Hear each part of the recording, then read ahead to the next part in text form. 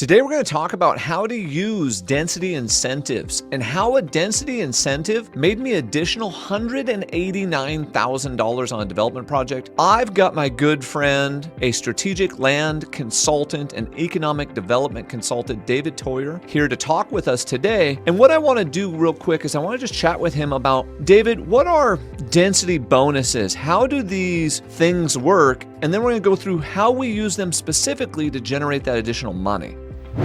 So density credits, sometimes they're called residential density incentives or bonus densities, but they're really tied to land use codes and specific things that jurisdictions may want. And so a jurisdiction may want you to provide certain types of design aesthetics or certain types of public improvements as a part of a project. And in doing that, they're going to offer you a bonus density. It's gone beyond what we used to see it probably 10, 15 years ago, which was simply if you were developing in like a rural area, if you were to cluster the lots and preserve more of the rural environment as open space, you could get a density bonus. You used to be able to get it in like planned residential developments inside urban growth boundaries. Today, it's gotten more advanced. And so it's like we as a jurisdiction want you to dedicate us something improvement-wise or construct something extra off-site or on-site. And in order to recognize the fact that you've done, the public a service, so to speak, we're going to allow you some additional density in your project. And we even see that sometimes with like, if you meet certain affordability requirements, we may give you some additional units to offset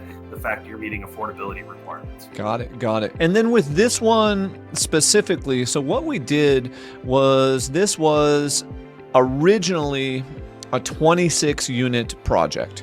That's what was maxing it out based on the allowable number of units there with the code existing.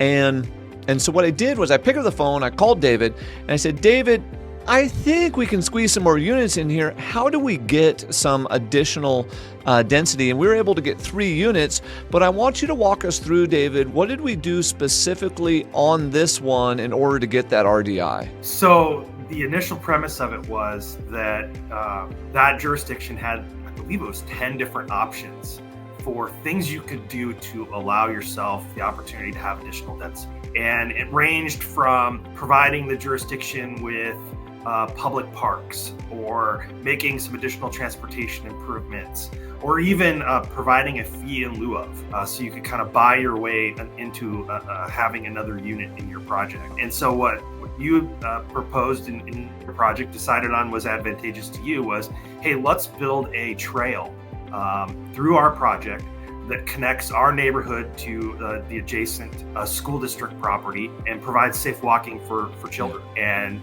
that was looked at as, okay, the transportation improvements in that essence qualified as things like pedestrian improvements, connectivity, those sorts of things. And so it's like, hey, we'll provide this. And because we're going to provide that, we qualify for a certain amount of credits, which in your case was 3 additional units. So we basically proposed this trail through a townhome project.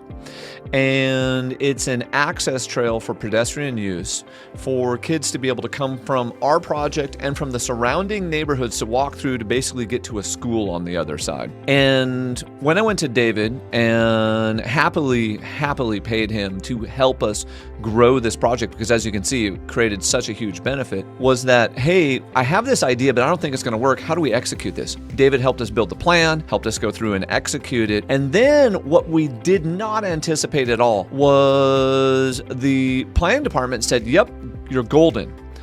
The next hurdle we ran into, though, was the parks department said, this is not on our future trail map. This is not a proposed one. Therefore, we are denying it.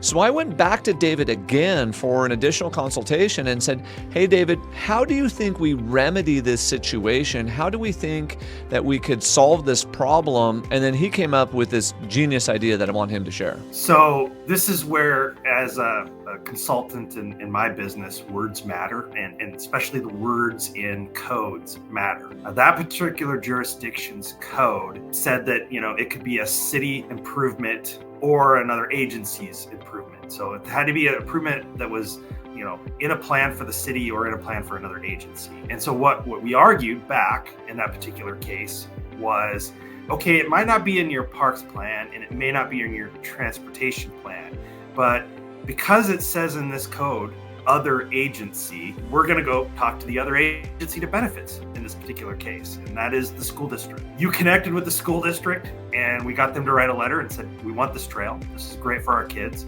but we want it with some stipulations.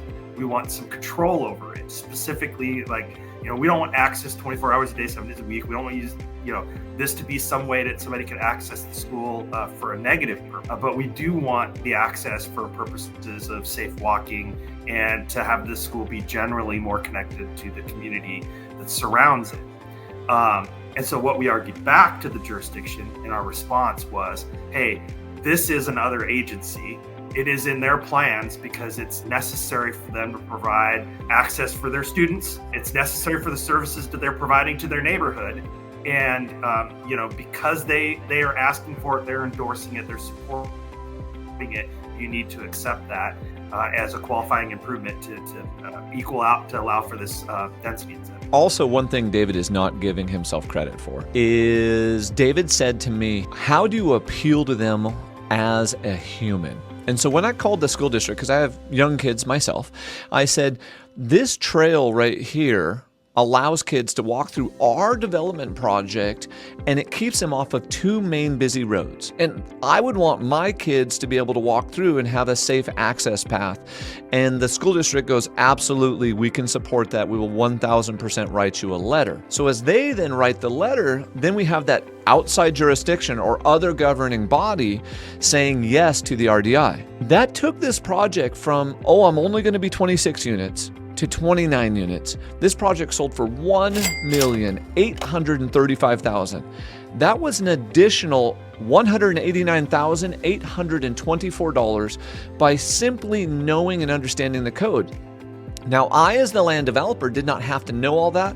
I was able to rely on amazing consultants like David to help with this. So the moral of the story, everyone, very simple, is how, when you're doing a development project, do you get involved with amazing people just like David who can help you get through these hurdles and solve the problem? And we thought we were through it once, but what happens was it popped up a second time, and we actually had a little fire that we squashed out a third time, because even once everyone approved it, the city in the final revision was like, I don't know. So I had to call the city and say, hey, everyone said they want this. I have approvals from everyone. And then the city also finally stamped it. But they needed an additional nudge.